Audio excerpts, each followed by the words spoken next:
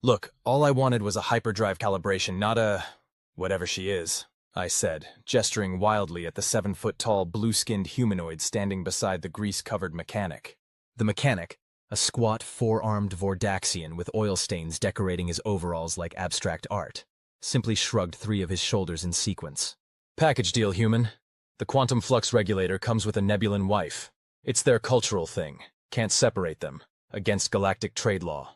I stared blankly, first at him, then at the towering azure female who was she preening? Yes, definitely preening, as she adjusted what looked like crystalline jewelry wrapped around her elongated cranial ridges. This is absurd, I muttered. I'm not taking a wife home with my ship parts. The Nebulan's silver eyes narrowed, and her expression shifted from demure to dangerous in the span of a heartbeat. This wife has a name, human, she said, her voice carrying the melodic resonance typical of her species, but with a distinct edge that suggested I was one wrong comment away from discovering what those rather intimidating talons on her hands were capable of. I am Zeralia, Master Engineer of the 7th Nebula, heiress to the Crystal Forge dynasty, and yes, technically your bride under both Nebulan and Galactic Concordat subsection 47B law. Well, shit. This is why I hate dealing with alien mechanics. Human mechanics just overcharge you. Alien mechanics somehow turn a simple repair job into an interspecies diplomatic incident. My name's Devin Clark, and I'm what you might generously call a freelance cargo specialist, or less generously call a smuggler with a ship that's constantly 15 minutes from catastrophic decompression. I run a modified Terran light freighter called the Lucky Penny, though lately she's been feeling a lot more like the unlucky potential coffin in space. The Penny and I were docked at Outpost Epsilon 9, a grimy space station on the edge of the Orion Arm that catered to those with flexible interpretations of interstellar customs regulations. I'd been hauling a shipment of agricultural supplements, red, genetically modified Earth coffee beans, highly illegal in Centaurian space due to their tendency to make Centaurians temporarily telepathic, when my hyperdrive started making a noise that sounded suspiciously like a blender full of wrenches. So I'd sought out the station's most reputable mechanic, which, on Epsilon 9, meant the one least likely to steal your ship while you're in the bathroom. And now here I was, apparently married to a blue alien princess engineer who came packaged with my replacement quantum flux regulator. Look, there must be some misunderstanding. I tried again. I'm sure you're very qualified, but I work alone. Always have. The mechanic snorted through one of his breathing vents. Tough luck, human. Nebulans bond to their creations. She literally built that quantum flux regulator. It's the most advanced piece of hyperdrive technology you'll find this side of the galactic core. You get the part, you get her. She maintains it. That's the deal. Zeralia straightened to her full height, towering over me by at least a foot. I assure you, Devin Clark, this arrangement displeases me as much as it does you. I am royalty among my people. But I am also bound by the engineer's oath. My creation goes nowhere without me. I rubbed my temples, feeling a headache coming on. How do you even know my name? Your ship's registration, the mechanic supplied helpfully. Also, she can probably read your mind a little bit. Nebulans do that. Only surface thoughts, Zeralia clarified, as if that made it better. And only when you're projecting them loudly, like now. Great. I was apparently broadcasting my thoughts like a rookie on their first smuggling run. This is ridiculous, I said. I can't… But I stopped mid-sentence as a chime from my wrist communicator interrupted me. I glanced down at the readout and felt my stomach drop. Customs patrol headed for the station. 3 ships. And I was carrying enough illegal coffee to stimulate half the telepathic centers in the Centaurian population. Fine, I said abruptly. Fine, let's go. Is the part installed? The mechanic nodded all 3 of his heads. All set. Paid for and installed. She's purring like a Venusian swamp cat. I tossed him a few extra credits for his silence and turned to Zeralia. I hope you pack light, Princess, because we're leaving. Now. She simply inclined her head and reached behind the mechanic's workbench, producing a single crystalline cube about the size of my palm. My belongings, she explained. Compressed matter storage, Nebulan technology. Of course she had highly advanced luggage. Why not? Great. Fantastic. Let's go before I end up in a Centaurian prison contemplating my life choices even more than I am right now. You'd think having a 7-foot-tall blue alien princess engineer follow you through a crowded, seedy space station would draw attention. And you'd be right. But in a place like Epsilon 9, The general policy regarding unusual sights was to suddenly develop an intense interest in your shoelaces, your drink, or the fascinating wall panel directly opposite whatever you didn't want to see. We made it back to the Lucky Penny's berth in record time. I slapped my palm on the ID scanner, and the airlock cycled open with its usual asthmatic wheeze. "Welcome to the Lucky Penny," I said as Zeralia ducked to enter the airlock. "She's not much, but she's not much." Zeralia's silver eyes took in every detail of my ship's cramped entryway. Her expression was unreadable, but I could have sworn I saw one of her cranial ridges twitch in what might have been disdain. "Interesting," she said in the careful tone of someone who has been taught that if you can't say something nice, you should say something vague. "You've made modifications. If by modifications you mean kept her flying with duct tape and optimism, then yes," I replied, securing the airlock behind us. "Bridge is this way. We need to get moving." The Penny's interior was a maze of narrow corridors, makeshift repairs, and cargo compartments that had been retrofitted from what was once a small colony ship. She wasn't pretty, but she was fast when she wanted to be, and she had enough hidden compartments to make a customs officer weep. As we reached the bridge, a generous term for the cluster of mismatched control panels and worn pilot seats at the ship's bow, my systems engineer Bartley looked up from his console. He froze, coffee mug halfway to his lips as he registered Zeralia's presence. Bartley was the only other crew member on the Penny, a former Galactic Corp technician who decided corporate life was less appealing than occasional brushes with death and the freedom of the space lanes. He was good with the ship's systems, terrible at card games, and until this moment I'd thought unflappable. "Dev," he said carefully, "there's a blue lady behind you." "Yes, I'm aware," I replied, sliding into the pilot's seat and beginning the launch sequence. "Bartley, meet Zeralia. She's our new engineer, and also, apparently, my wife." Coffee sprayed across the navigation console. "Your what?" Bartley choked. "It's a legally binding union under Galactic Concord subsection 47B. Zeralia informed him primly, folding herself somewhat awkwardly into a chair designed for someone considerably smaller. "Though I assure you it's purely a technical arrangement related to the new quantum flux regulator I've provided for your vessel." "We're leaving now," I said firmly, ignoring Bartley's sputtering questions. "Customs patrol is on approach to the station, and we have a hold full of coffee that would land us in a Centaurian mind prison for the next decade." That, at least, focused Bartley's attention. He hastily wiped coffee from the console and turned to his controls. "Right. Yes. Departure protocols initiated. Power readings are... Wait. What happened to our engine signature? It's completely different." "That would be my regulator," Zeralia said, leaning forward with interest. "It reconfigures your warp field to operate at 37% higher efficiency while reducing your detectability profile by a factor of 8. Bartley and I exchanged a look. "Reducing our detectability profile?" I repeated. "You mean we're harder to scan?"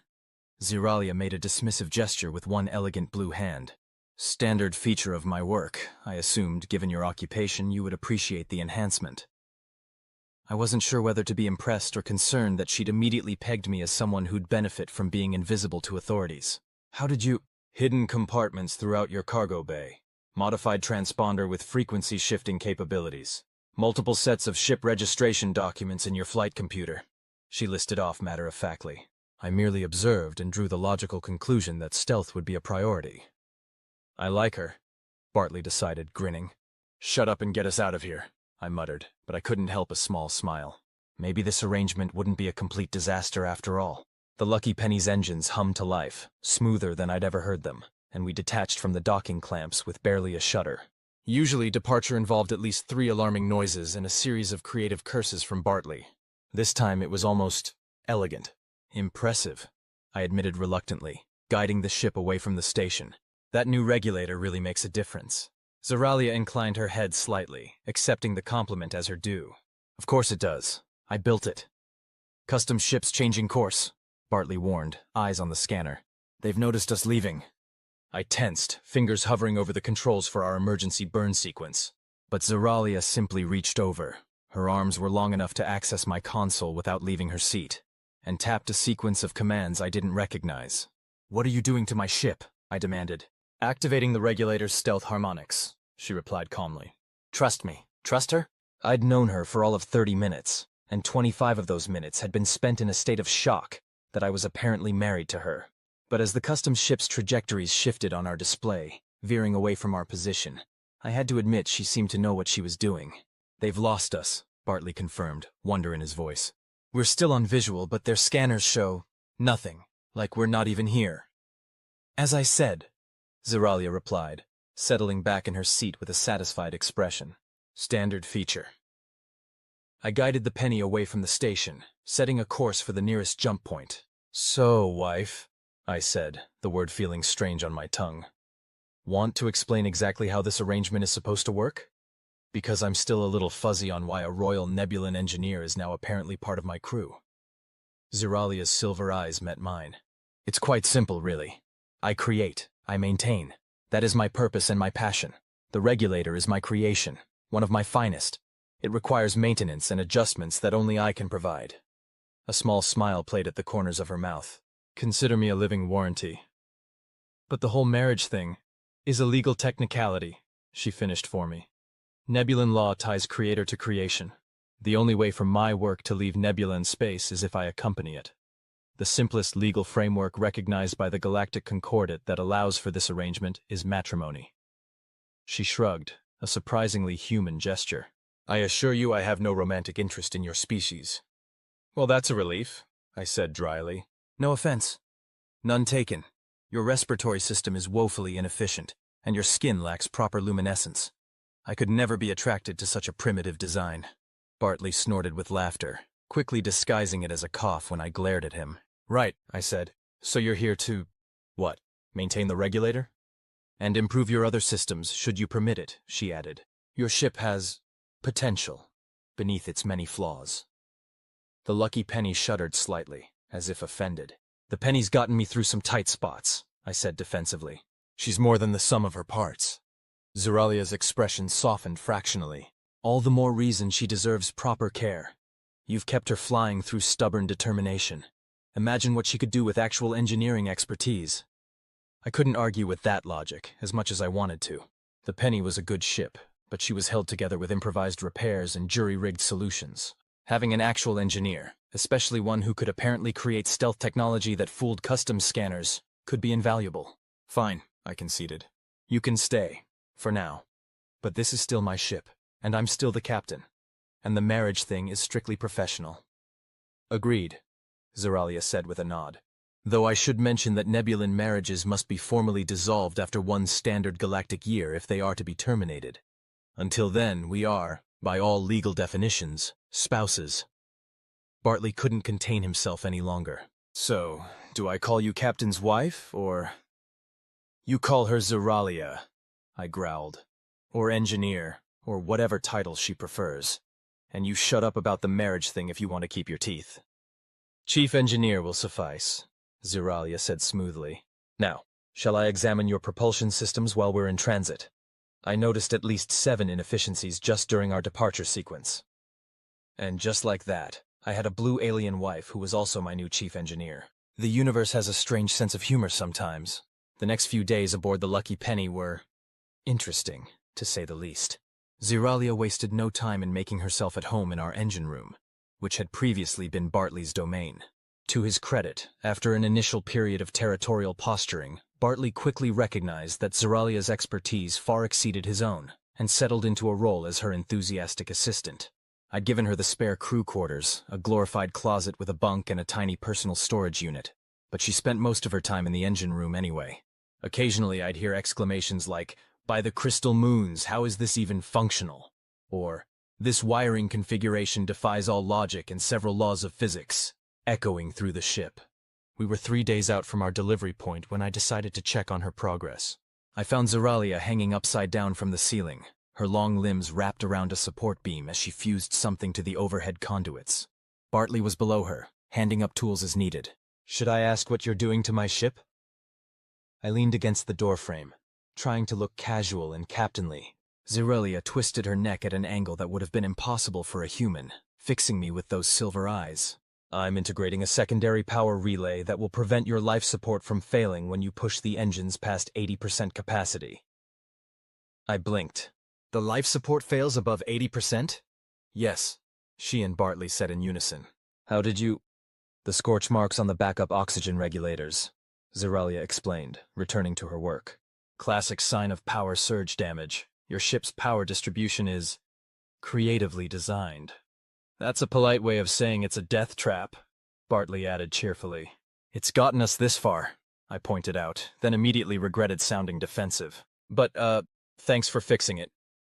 Zeralia completed whatever she was doing with a small flash of blue light, then unwound herself from the ceiling beam with graceful precision, landing lightly on her feet. Standing at her full height, her cranial ridges nearly brushed the overhead. Your gratitude is noted, she said. Though unnecessary, maintaining mechanical perfection is its own reward.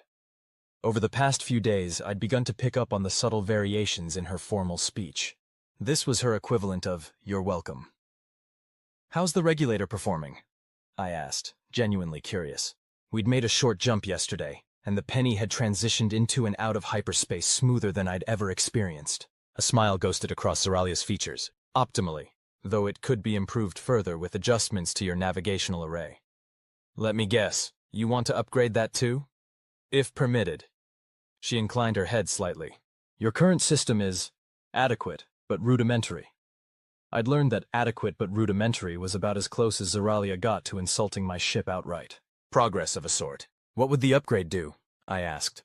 Increase your jump precision by a factor of 3. Allow for micro jumps in-system without detection. Potentially enable transit through restricted hyperlanes. My eyebrows shot up. That would be useful in our line of work. I surmised as much, she replied. And was that a hint of smugness in her voice? It was hard to tell with nebulance. You seem very comfortable helping us break galactic transportation laws, I observed. For royalty, I mean. Zeralia's expression shifted subtly. The nebulan understanding of law is different from your human conception. We see restrictions as challenges for innovation, not absolute barriers. She paused, then added more quietly. And my status among my people is complicated. There was a story there, obviously, but before I could decide whether to press for details, the ship's comm system crackled to life. Dev, we've got a problem, came the voice of our contact at the delivery point. A cantankerous old Earthian named Hawkins, who ran a coffee import business with a talent for looking the other way regarding sourcing. Centaurian patrol increased in the sector. They've set up checkpoints on all major approach vectors. I swore under my breath. How many ships? At least 5 that my scanners can pick up. Word is they're specifically looking for illegal bean shipments. Someone must have tipped them off. My mind raced through our options. We could try to find another buyer, but Centaurian coffee was a specialty item. Not everyone had the right connections to move it. And we were too far out to turn back to Epsilon 9. I'll figure something out, I told Hawkins. Keep the payment ready. Clark out. I turned to find both Bartley and Zeralia watching me expectantly. So, Bartley said, do we run or do we try to bluff our way through? I ran a hand through my hair, weighing our choices. The penny was faster than standard patrol vessels, but outrunning 5 of them would be pushing it, even with our enhanced engine. And bluffing through a checkpoint with a hold full of illegal coffee seemed like a recipe for disaster. To my surprise, Zeralia spoke up. There is a third option. We both looked at her. The regulator I installed is capable of more than simply masking your engine signature, she said. With some modifications to your cargo hold, we could potentially render the coffee undetectable as well. I frowned. You mean like a cloaking device? Those are illegal in 13 sectors. Not a cloaking device, she corrected. A harmonic resonance field that would alter the molecular signature of the beans temporarily. To scanners, they would register as common nutrient paste. Bartley let out a low whistle. You can do that? I can, she confirmed. Though it will require approximately 6 hours of work and direct access to your cargo. I hesitated. This was exactly the kind of edge that could make the difference between success and a long stay in a Centaurian prison cell. But it also meant trusting Zeralia with our contraband and our freedom. Why would you help us like this? I asked bluntly. What's in it for you? Zeralia's silver eyes met mine steadily. I told you, I create, I maintain. The elegance of the solution is its own reward.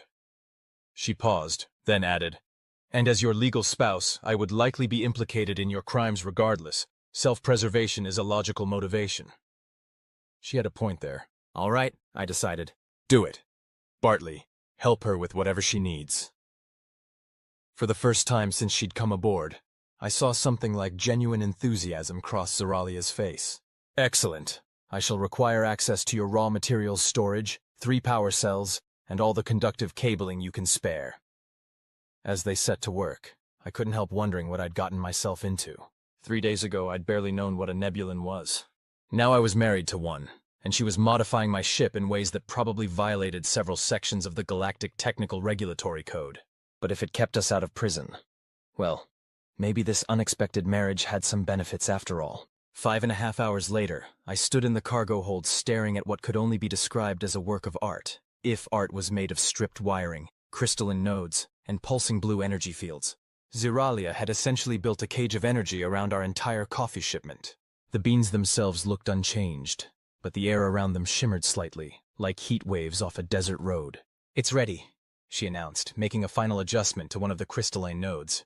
Her blue skin was smudged with grease, and her usually immaculate appearance had given way to the disheveled look of an engineer on a mission. Somehow it made her seem more approachable. "Will it work?" I asked, circling the cargo to examine her creation from all angles. "Of course it will work," she replied, sounding mildly offended. "I built it." I was starting to recognize this as her catchphrase. "How long will the effect last?" "Approximately 72 hours, she said. "More than sufficient time to clear the checkpoints and complete your delivery." I nodded, genuinely impressed. Thank you, Zeralia. This could save our necks." She inclined her head, accepting the gratitude with her usual reserve, though I thought I detected a slight darkening of her blue cheeks. A nebulan blush, perhaps? "The solution presented an interesting challenge," she said, "though I would not recommend making a habit of transporting illegal substances." "Says the woman who just built us a smuggling device," I pointed out with a grin. "A molecular signature modifier," she corrected primly, "which has many legitimate applications in material science." "Right," I agreed, not bothering to hide my amusement. "Completely legitimate." A ping from my communicator interrupted our banter. "We're approaching the first checkpoint," I said, checking the coordinates. "Time to see if this actually works." The tension on the bridge was thick enough to cut with a laser scalpel as we approached the Centaurian patrol formation. 5 sleek, predatory ships arranged in a scanning pattern that would be nearly impossible to slip through undetected. "Steady approach," I murmured, more to myself than to Bartley at the co-pilot's station. "Nice and casual." Zeralia stood behind us, one hand resting on the back of my chair. I could feel her presence like a solid wall of calm confidence. "Unidentified vessel," came the clipped tones of the Centaurian patrol commander over our comm system. "This is CBP Enforcer 1. Prepare to heave to for inspection. Power down engines and prepare your cargo manifests." I took a deep breath and opened our channel. "CBP Enforcer 1. This is Terran light freighter Lucky Penny. We're a registered transport carrying nutrient paste bound for the Hawkins Agricultural Station. Transmitting our manifests now." Bartley sent the carefully prepared documents, all technically legal, apart from the small detail that our nutrient paste was actually telepathy-inducing coffee. Long seconds ticked by as we waited for their response. I could feel sweat beating at my temples despite the ship's environmental controls. "Their scanners are active," Bartley reported in a hushed voice. "They're doing a deep sweep." I glanced back at Zeralia, who remained perfectly composed. She gave me a small nod of reassurance. The comm crackled again. "Lucky Penny, your manifests check out.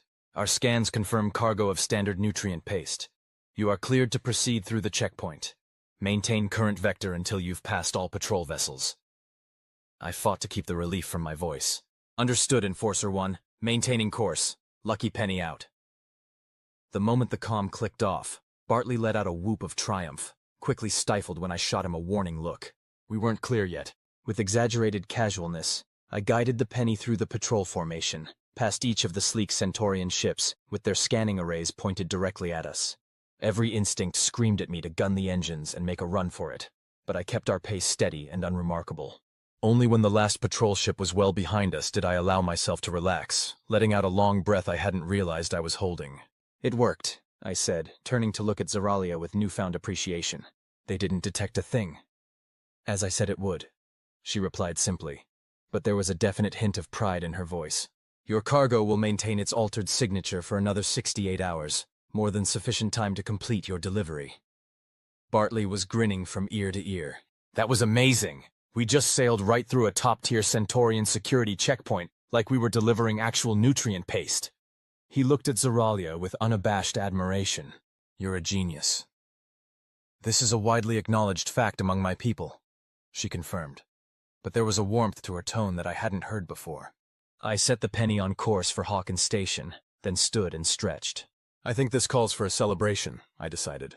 Bartley, break out that bottle of Arcturian whiskey we've been saving. On it, Captain! He practically bounced out of his seat. Left momentarily alone with Zeralia, I found myself unsure what to say. Thank you seemed inadequate for potentially saving us from imprisonment or worse. That was impressive engineering, I finally managed. I've never seen anything like it. Few humans have, she acknowledged. Nebulan technology is rarely shared outside our system. Then why help us? I asked the question that had been nagging at me. You could have just maintained the regulator and kept to yourself. Why go to all this trouble for strangers? For criminals, technically speaking. Zeralia was quiet for a moment, her silver eyes thoughtful. When I was bonded to the regulator, I expected to be traded to some corporate entity or planetary government, someone who would use my creation for predictable purposes. Instead, I found myself aboard this improbable vessel with its improbable captain. A small smile played at the corners of her mouth. It presented an unexpected opportunity to apply my skills creatively. So we're an interesting challenge?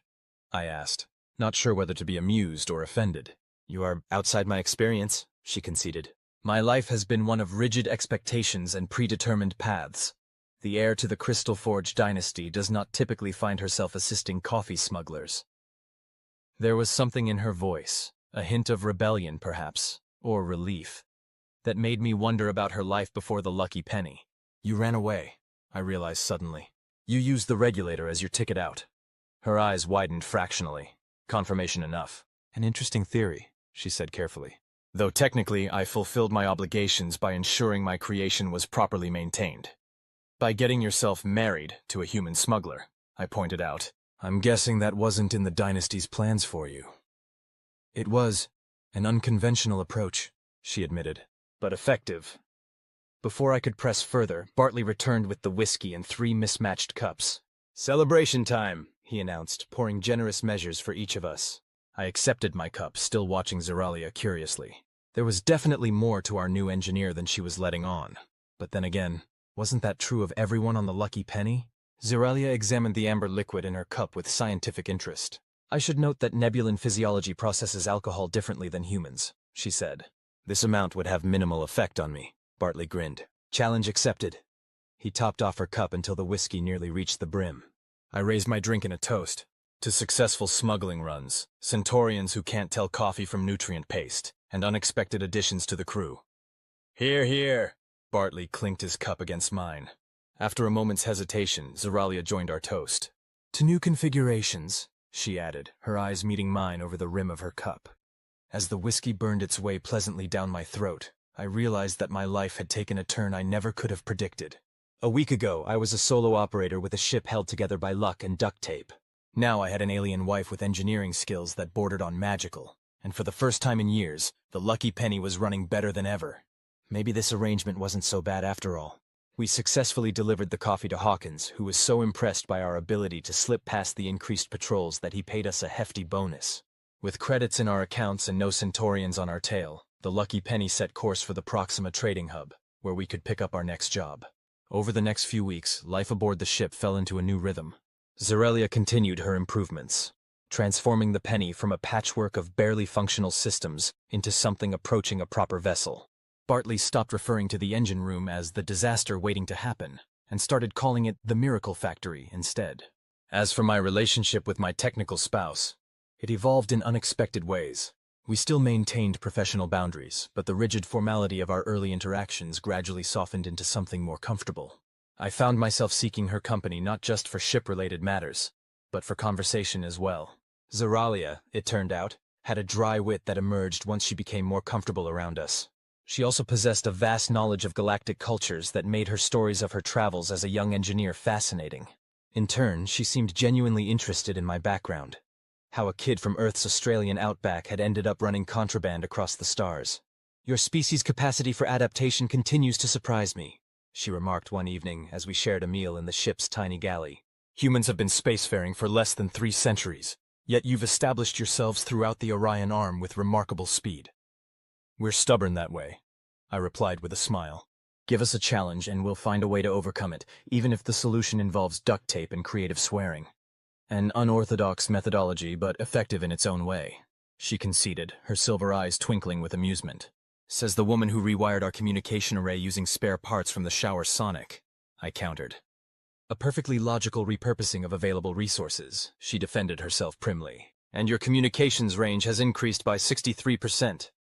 And now the shower makes announcement chimes every time it changes temperature, Bartley added from across the table. Which is disconcerting. I laughed, and to my delight, Zeralia joined in, a melodic sound I'd rarely heard from her. These moments of camaraderie made the Lucky Penny feel more like a home than it had in years. But as we approached the Proxima hub, a nagging concern began to grow in the back of my mind. Our arrangement with Zeralia was never meant to be permanent. Once the regulator was installed and functioning properly, what reason did she have to stay? The question haunted me more than I cared to admit. I'd grown accustomed to her presence, to her brilliance and her increasingly evident personality beneath the formal exterior.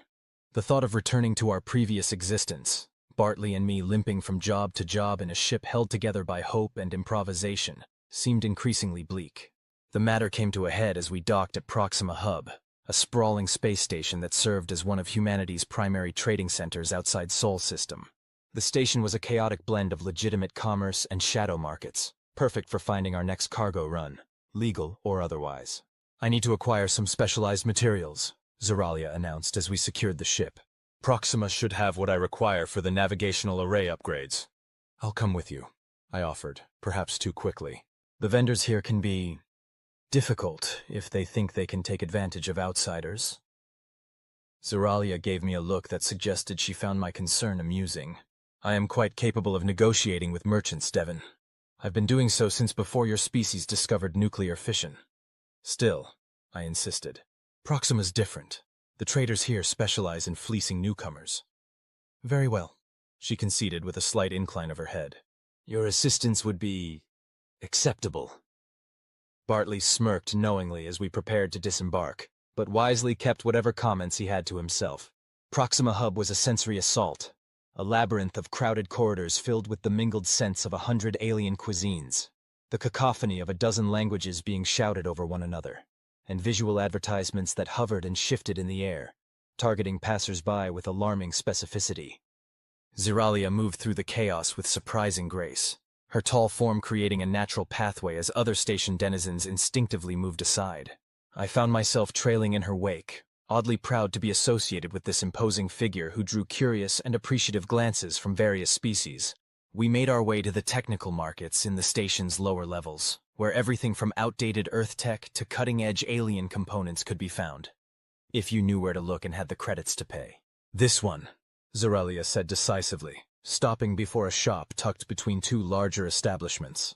The sign was written in a script I didn't recognize, but the display window contained an assortment of crystalline components similar to those Zeralia used in her work. Inside, the proprietor, a spindly six-limbed being with iridescent scales and compound eyes, straightened with interest as we entered. When they spotted Zeralia, all 6 limbs froze in what I recognized as profound shock. "Honored crafter," the alien said in heavily accented standard, bobbing in what appeared to be a deep bow. "This humble establishment is graced beyond measure. How may I serve the Crystal Forge dynasty?" I glanced at Zeralia, whose expression had shifted to one of regal detachment. "I require 7th sequence harmonic crystals," she stated. "Class M or higher, and induction filaments capable of sustaining tachyon transfer." The proprietor practically vibrated with excitement. "For you, honored crafter, only the finest. I have Class S harmonic crystals, reserved for special clients." As they disappeared into the back of the shop, I raised an eyebrow at Zeralia. "Honored crafter, huh? I'm guessing the Crystal Forge dynasty isn't exactly a small-time operation." She hesitated before answering. "My family's work is known throughout several sectors. The crystals we produce are central to advanced engineering applications." "You're basically royalty, aren't you?" I pressed, pieces falling into place. "That's why you called yourself an heiress when we first met." "The concept doesn't translate precisely to human terms," she replied carefully. "But yes, my position within Nebulan society would be considered elevated." "So what's a high-born Nebulan engineer doing running away to join a smuggling crew?" I asked the question that had been puzzling me for weeks.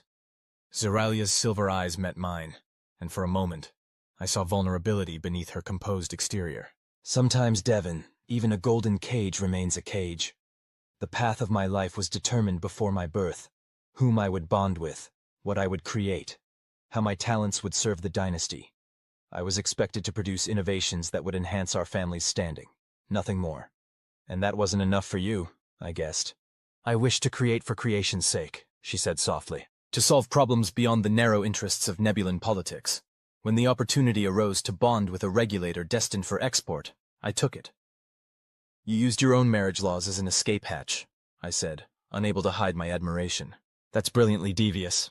A small smile curved her lips. I prefer to think of it as an innovative application of existing frameworks. Before we could continue the conversation, the proprietor returned with a velvet-lined case containing what looked like perfectly clear crystals that somehow caught light that wasn't there, refracting it into complex patterns. "Seventh sequence, Class S," they announced proudly, "and the finest induction filaments from the Regelian forges." What followed was an intricate negotiation conducted in technical terminology I couldn't begin to follow, but which eventually resulted in the exchange of a surprisingly reasonable amount of credits for the materials Zeralia sought. As we left the shop, package tucked securely under Zeralia's arm, I couldn't help but ask, "Did they give you a special price because you're Nebulan royalty?" "No," she replied with that small smile I was coming to appreciate. "They gave us a special price because they attempted to substitute Class R crystals, and I called them on it immediately. They were so embarrassed by the failed deception that they offered the genuine article at cost." I laughed. "Remind me to take you along for all our negotiations from now on." "A sensible policy," she agreed, her eyes twinkling. "I am, after all, considerably more difficult to deceive than humans." As we wove our way back through the station's corridors, a commotion ahead caught my attention. A group of uniformed figures were stopping passers-by, checking identification and asking questions. "Station security," I muttered, instinctively moving to steer us down a side passage. Old habits die hard when you've spent years occasionally bending rules. But Zeralia laid a restraining hand on my arm. "Wait," she said quietly. "Look more closely." I followed her gaze and felt my blood run cold. The uniforms weren't station security. They were Nebulan Royal Guard, their blue skin several shades darker than Zeralia's, their crystalline armor unmistakable. "They're looking for me," Zeralia said, her voice eerily calm. "What? Why would they—" I began, but the answer hit me immediately. "The dynasty sent them to bring you back." She nodded once, her face unreadable. "It seems my departure has been noticed." "We need to get back to the ship," I said, scanning the area for alternative routes. "Now." "Agreed," Zeralia replied, her usual composure firmly in place despite the situation, though they will likely have agents watching the docks as well. My mind raced through our options. We could try to bluff our way through, but if these guards were specifically looking for Zeralia, her distinctive appearance would make that impossible. We could attempt to find another exit from the station, but that would take time we might not have. "I have an idea," I said suddenly, "but you're not going to like it." 20 minutes later, Zeralia emerged from a small cosmetics modification booth, looking decidedly un-Nebulan.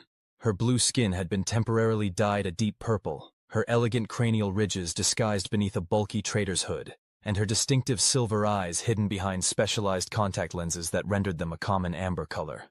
"This is undignified," she muttered as we hurried toward the docking levels. "And the pigmentation will take weeks to properly shed." "Would you prefer to be dragged back to your dynasty in chains?" I asked reasonably. "The Royal Guard does not use chains," she corrected. "They employ neural suppression fields that are actually quite humane, if somewhat—" "Not the point," I interrupted. "Will this disguise fool them long enough to get back to the penny?" She sighed. "Probably. The modifications alter my thermal signature enough to confuse casual scans, and the visual differences should be sufficient to avoid immediate recognition." "Good," I said, tapping my communicator. "Bartley, prep for immediate departure. We've got company of the royal variety." Wait, like actual royalty?" Bartley's voice came back, confused. "I'll explain later. Just have the engines hot. We may need to leave in a hurry." We reached the docking level without incident, but as Zeralia had predicted, 2 Nebulan guards were positioned near the entrance to our bay, scanning everyone who passed. "Follow my lead," I murmured, adopting the slightly unsteady gait of someone who'd had one too many at the station's bars. I put my arm around Zeralia's shoulders, ignoring her slight stiffening at the contact. "Just act like we've been celebrating a successful deal," I whispered. "Laugh at whatever I say." As we approached the guards, I launched into a loud, rambling story about a completely fictional cargo run that had supposedly netted us a fortune. Zeralia, to her credit, managed a convincing laugh at approximately the right moments, though I could feel the tension in her shoulders. The guards gave us a cursory glance as we passed, their attention focused on solo travelers, and particularly on any blue-skinned individuals. We made it through the checkpoint without challenge and didn't slow our pace until we reached the Lucky Penny's airlock. Once inside, with the airlock sealed behind us, I let out a breath I hadn't realized I was holding. That was close? Indeed, Zeralia agreed, already pulling off the concealing hood with evident relief, though I suspect our troubles are not yet over. If the dynasty has sent royal guards to find me, they will not be easily deterred. Then we'll just have to outrun them, I said, heading for the bridge with Zeralia close behind. Bartley, status? Engines primed and ready, he reported. Departure clearance granted. I told station control we had a medical emergency.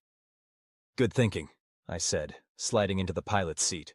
Let's get out of here before our friends in the shiny armor decide to do a ship-by-ship search. The Lucky Penny detached from the station smoothly, another benefit of Zeralia's upgrades, and we accelerated away from Proxima Hub with measured haste. Too fast would draw attention, but too slow would give the Nebulans time to act. Any pursuit? I asked once we were clear of the station's immediate traffic. Bartley checked the scanners. Nothing yet. Wait. Incoming transmission from the station. They're requesting we return immediately. Ignore it, I said. Plot a course to the nearest jump point. Devon, Zeralia said, her voice uncharacteristically hesitant. I must point out that harboring a fugitive from the Nebulan dynasty could have significant diplomatic consequences for you. I turned to look at her, taking in the absurd purple skin dye and the worry in her now amber eyes. Are you suggesting we turn around and hand you over? I am suggesting that you consider the implications, she replied carefully.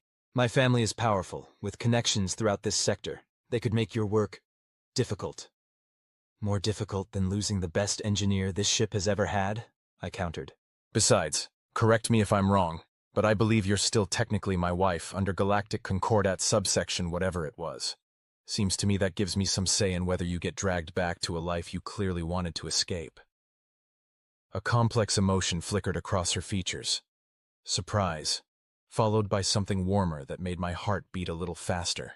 The Concordat does indeed recognize spousal protection rights, she acknowledged, though I had not expected you to invoke them on my behalf. Yeah, well, I shrugged, suddenly feeling awkward. Can't have my warranty walking out on me, can I? The ghost of a smile touched her lips. A pragmatic perspective, as always. Jump point in range, Bartley announced. And we've got company. 2 ships just detached from the station, moving to intercept. Nebulans? I asked. He nodded grimly. Matches the configuration of ceremonial escort vessels. Fast and well-armed. Time to see just how good your regulator really is, I said to Zeralia, pushing the Penny's engines harder. Bartley, prepare for jump as soon as we're in range. The ship responded beautifully, acceleration smooth and powerful. The pursuing vessels were fast, but we had a head start, and the Lucky Penny with Zeralia's modifications was no longer the sluggish freighter she'd once been. They're hailing us, Bartley reported. Let's hear it, I decided. Maybe we can buy some time. The comm system crackled to life. Terran vessel, came a commanding voice. This is Commander Trazix of the Nebulan Royal Guard. You are harboring a member of the Crystal Forge dynasty. Return to Proxima Station immediately or face the consequences. I glanced at Zeralia, who had gone very still. She gave a small nod and I opened our channel. Commander Trazix, I replied, keeping my voice casual. This is Captain Devon Clark of the Lucky Penny. I believe there's been a misunderstanding. We're not harboring anyone. We're simply a married couple on a delivery run. There was a moment of startled silence from the other end. Married? The commander's voice held clear disbelief. You claim to be married to a member of the Crystal Forge dynasty? Under Galactic Concord subsection 47B, I confirmed cheerfully. All nice and legal. You can check the registry if you don't believe me. Another silence, longer this time. I could almost hear the commander's brain working overtime to process this unexpected complication. Irrelevant, he finally responded. Nebulan law supersedes such arrangements. Heiress Zeralia is required to return to the dynasty immediately. This is a matter of planetary security. Zeralia stepped forward, her expression hardening. Allow me, she said quietly, then spoke clearly into the comm.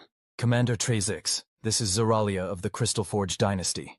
I acknowledge your authority, but I must remind you that under the Concordat which Nebula signed 2 centuries ago, Forced repatriation of a lawfully married individual requires a full hearing before the sector judiciary. I invoke Article 12, Paragraph 3. The silence from the other end was absolute. "Check your legal databases, Commander," she continued, a note of steel entering her voice. "You'll find I am correct. Any attempt to forcibly remove me without due process would constitute a violation of interstellar law." I shot her an impressed look. Legal maneuvering had never been my strong suit, but Zoralia clearly knew exactly what she was doing. "Jump point in 30 seconds, Bartley whispered. The commander's voice returned, noticeably less confident. "This irregularity will be reported to the dynasty. A judiciary petition will be filed immediately." "As is your right," Zoralia acknowledged formally. "I look forward to presenting my case at the appropriate time. Crystal Forge honors the law." With that parting shot, she nodded to me, and I cut the communication. "Jump in 5, Bartley counted down. 4, 3. The pursuing ships were closing fast, but not fast enough. 2, 1, jump! The Lucky Penny slipped into hyperspace with characteristic smoothness, leaving Proxima and the Nebulan Royal Guard far behind. I let out a whoop of triumph, spinning my chair to face Zoralia.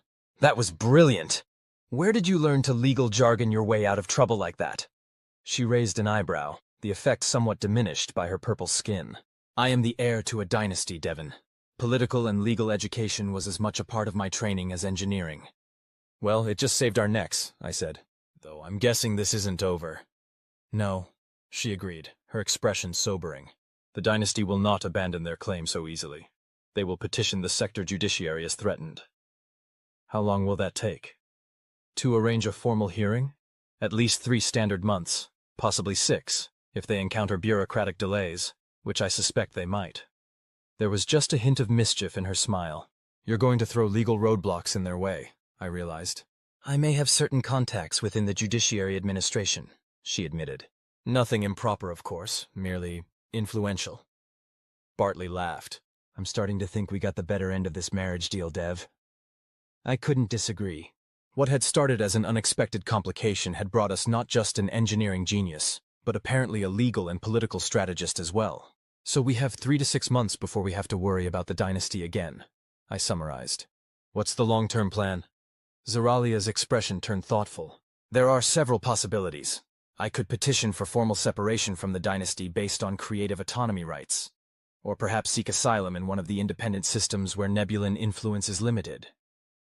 She hesitated, then added more quietly, "Assuming, of course, that you wish me to remain with your crew beyond the resolution of this matter." The question caught me off guard. In the chaos of the day, I hadn't thought beyond getting us safely away from Proxima. But as I considered a future without Zoralia aboard the Lucky Penny, without her brilliant solutions, her dry humor, her increasingly familiar presence, I realized just how much I'd come to value her company. "I think," I said carefully, "that the Penny runs better with you on board, and not just because of the technical improvements." I met her eyes, finding comfort in their alien beauty even through the colored contacts. "I'd like you to stay, if you want to." Something softened in her expression. I believe I would find that acceptable. From Bartley came a poorly disguised snort of amusement. "You two are terrible at this," he muttered. I shot him a glare, but couldn't entirely suppress my own smile. He wasn't wrong. "So, Captain," Zoralia said, pointedly ignoring Bartley's comment, "where shall we go now that we've committed what amounts to a minor interstellar incident?" I considered our options. With Nebulan authorities potentially looking for us, some of our usual haunts would be temporarily off-limits. But the galaxy was vast, and there were always jobs for a fast ship with a talented crew, especially one that could now run silent past most detection systems. "I hear the Outer Rim is nice this time of year," I suggested. "Minimal Nebulan presence, plenty of work for independent contractors, and some interesting engineering challenges that might benefit from your expertise." "The Outer Rim," she repeated, considering. "I have never visited that region. It would provide numerous opportunities for novel applications of my skills." "It's settled then," I decided. "Bartley, set course for the junction station in the Outer Rim. We'll pick up work there and lie low until the legal situation cools down." As Bartley adjusted our hyperspace vector, I caught Zoralia examining her purple hands with mild distaste. "The color will fade," I assured her, fighting a smile. "Eventually," she agreed with a sigh, "though I suspect I shall have to endure considerable teasing from you both until it does." "Would we do that?" I asked innocently. Statistical analysis of your behavioral patterns suggests a 97.3% probability, she replied dryly. I laughed. At least we're predictable. In some ways, she conceded. In others, you continue to surprise me. There was warmth in her voice that made something in my chest tighten pleasantly. Later, as the Lucky Penny cruised through hyperspace toward the distant outer rim, I found Zeralia in the engine room, already at work integrating her newly acquired crystals into our systems. Need a hand? I offered, leaning against the doorframe. She glanced up, a small smile playing at her lips. Your assistance would be acceptable. It had become something of a private joke between us. Her formal acknowledgement that had, over time, transformed from genuine reserve to affectionate teasing. As I moved to join her, passing her tools and listening as she explained the intricate theory behind her modifications, I reflected on the strange turns my life had taken. 6 weeks ago, I'd walked into a mechanic's shop looking for a simple repair and walked out with an alien wife. Now I was on the run from her royal family, bound for the lawless frontier of the galaxy, and somehow, improbably, happier than I'd been in years. The Lucky Penny hummed around us, running smoother than ever before. Whatever challenges lay ahead, Nebulan dynasties, legal hearings, or just the ordinary dangers of our not entirely legitimate profession, we would face them together. A smuggler, his reluctant alien bride, and the unlikely crew they had become. For a marriage that had begun as a technical arrangement, it was turning out surprisingly well. After all, we humans have a saying, sometimes the best family is the one you find along the way. And I'd found mine in the most unexpected package deal imaginable. 6 months later, Outer Rim, Calderon Space Station. I still don't understand why we had to attend in person, I grumbled, tugging uncomfortably at the formal attire Zeralia had insisted I wear. Couldn't we have joined the judiciary hearing remotely? Zeralia, resplendent in her traditional Nebulan ceremonial garments, crystalline adornments catching the light with every movement, gave me a look that somehow managed to be both patient and exasperated. Physical presence carries significant weight in Nebulan legal proceedings, she explained for what must have been the 5th time. It demonstrates conviction and commitment to one's position. Bartley, also uncomfortably formal in borrowed finery, snickered. Plus, it's harder for her family to claim she's being held against her will if she shows up looking like that. He gestured to Zeralia's unmistakable aura of confidence and authority. He had a point. In the months since our hasty departure from Proxima, Zeralia had fully come into her own. No longer the somewhat reserved engineer who had first joined our crew, she now commanded attention effortlessly, her natural regal bearing enhanced by the quiet confidence she'd developed during our adventures in the Outer Rim. And adventures they had been. From outrunning corporate security after liberating experimental tech from an abandoned research facility, to negotiating with notorious Outer Rim traders for rare components, to that memorable incident with the space whale migration that had required some particularly creative applications of Zeralia's engineering genius. We'd built a reputation as an effective, if unconventional, team. Our legal strategy had evolved as well. Rather than simply avoiding the dynasty's claims, Zeralia had decided to face them directly, but on her terms, with the full weight of her accomplishments as an independent engineer to support her petition for autonomy. The hearing will begin shortly, announced the judiciary attendant, a slender being of indeterminate species wearing the universal gray robes of galactic bureaucracy. The dynasty representatives have arrived. I felt Zeralia tense beside me, though nothing in her outward appearance betrayed any nervousness. I reached over and squeezed her hand briefly. Remember, whatever happens in there, you've got a ship and a crew to come home to. The smile she gave me held a warmth that still made my heart skip. Over the past months, our relationship had evolved beyond captain and engineer, beyond even the technical marriage that had brought us together. We were partners now in every sense that mattered. I am aware, she said softly. It provides considerable reassurance. The doors to the judiciary chamber slid open, revealing a formal hearing room dominated by a raised bench where 3 judges, a human, a Vordaxian, and a Nebulan, presided. Along one side sat a delegation of blue-skinned Nebulans in elaborate crystalline regalia that made Zeralia's formal attire look positively understated by comparison. At their center was an older Nebulan, whose cranial ridges were so extensively adorned with crystals that they formed what appeared to be a crown. His eyes, when they found Zeralia, widened in what might have been surprise, or perhaps pride. "The dynasty patriarch," Zeralia murmured. "My grandfather." We took our places at the opposite table. The proceedings began with formal introductions and legal declarations that I mostly tuned out, focusing instead on keeping my expression neutral and supportive. This was Zeralia's battle, and my job was simply to stand beside her. The dynasty's representative, a severe-looking Nebulan with an impressively resonant voice, laid out their case. Zeralia was a vital asset to her people, her engineering genius the birthright of the dynasty, her departure a violation of sacred traditions that had sustained Nebulan society for millennia. When it was Zeralia's turn to speak, she rose with characteristic grace. "Honored judges," she began, her voice clear and confident. "I do not dispute my heritage, nor my responsibilities to my people. What I dispute is the assertion that those responsibilities can only be fulfilled within the confines of traditional dynasty structures." She activated a small crystalline device, which projected a holographic display of the various innovations she had created during our time in the Outer Rim, each one documented and registered with the appropriate patents and attributions. "In 6 months of independent work, I have created 17 new engineering solutions, all registered under the Crystal Forge Dynasty's technical imprint," she continued. "I have brought more honor and innovation to my family's name in freedom than I did in years of controlled development." The patriarch leaned forward, his expression unreadable but intensely focused. "More importantly," Zeralia said, her voice softening slightly, "I have discovered that creation flourishes best when inspired by genuine need and practical application. My work aboard the Lucky Penny has been shaped by real challenges, by the protection of lives I value, by the opportunity to apply my skills to problems I would never have encountered within the dynasty's laboratories." She gestured toward me and Bartley. "My human companions have taught me that sometimes the most elegant solutions arise from the most desperate circumstances, that improvisation can lead to innovation, that there is honor in creating not just for prestige, but for purpose."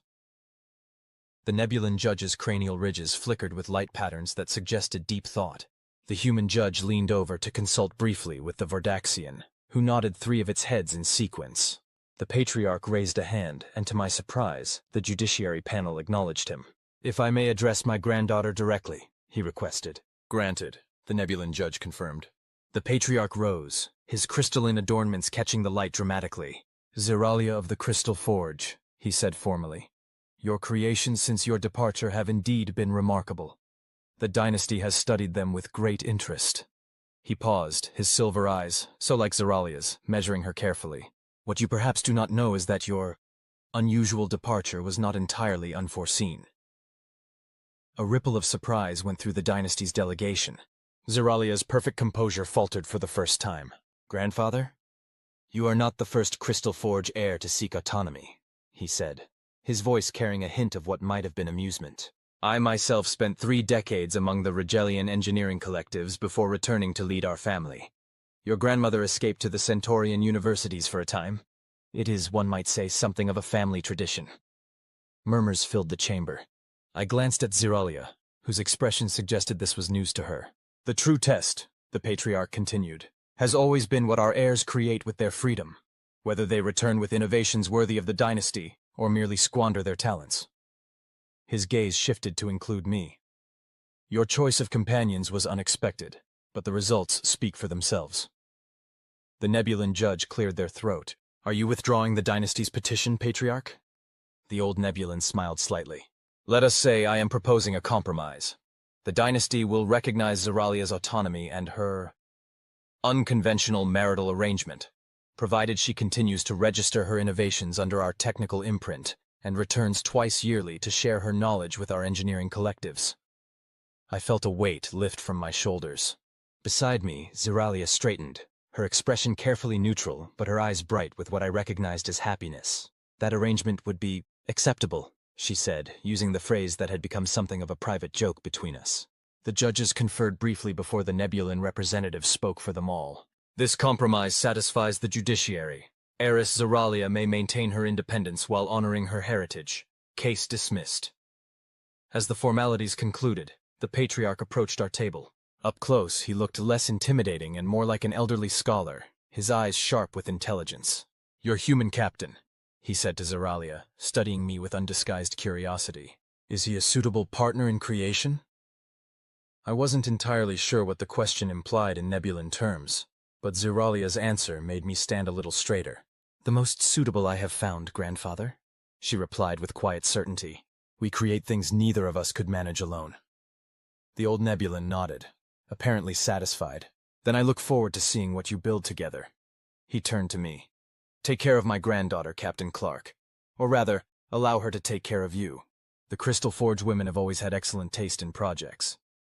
With that cryptic statement, he rejoined his delegation, leaving me wondering if I'd just been insulted, complimented, or some alien combination of both. As we left the hearing chamber, Bartley clapped me on the shoulder. So that's it? We're free to go? No more royal guards chasing us across the galaxy? It would appear so, Zeralia confirmed, though I will need to schedule visits to Nebula twice yearly. We can manage that, I said. The Penny could use a proper maintenance overhaul in a real facility occasionally anyway. And perhaps, she added more hesitantly, you might consider accompanying me? My homeworld has certain aesthetic qualities that humans often find appealing. It took me a moment to recognize that she was inviting me to meet her family, properly this time. Not as a legal adversary, but as her chosen partner. I'd like that, I said simply. Bartley made a gagging noise. If you two are going to get sentimental, I'll be at the ship, checking that none of the Nebulan security detail decided to plant tracking devices while we were in there. As he departed, Zeralia and I found ourselves alone in the quiet corridor outside the judiciary chambers. For a moment, neither of us spoke, simply savoring the resolution of the uncertainty that had hung over us for months. So, I finally said, twice yearly family visits, continued innovation sharing. Still think this marriage of convenience was worth it? Zeralia turned to face me fully, her silver eyes holding mine with an intensity that still made my breath catch. I have found, Devon Clark, that what began as convenience has become something far more valuable. Her voice carried that musical quality I'd come to associate with her rare moments of complete openness. Among my people, we have a saying, the strongest bonds are forged not by obligation, but by choice. Every day aboard the Lucky Penny, I choose this life. I choose this crew. She paused, then added softly, I choose you. It wasn't a declaration of love as humans would understand it, but from Zeralia it meant just as much, perhaps more, given her cultural background. Well, I said, managing to keep my voice steady despite the emotion threatening to overwhelm me. As the humans say, that's acceptable. Her laugh, that rare, musical sound that never failed to delight me, echoed in the corridor as she took my hand in hers.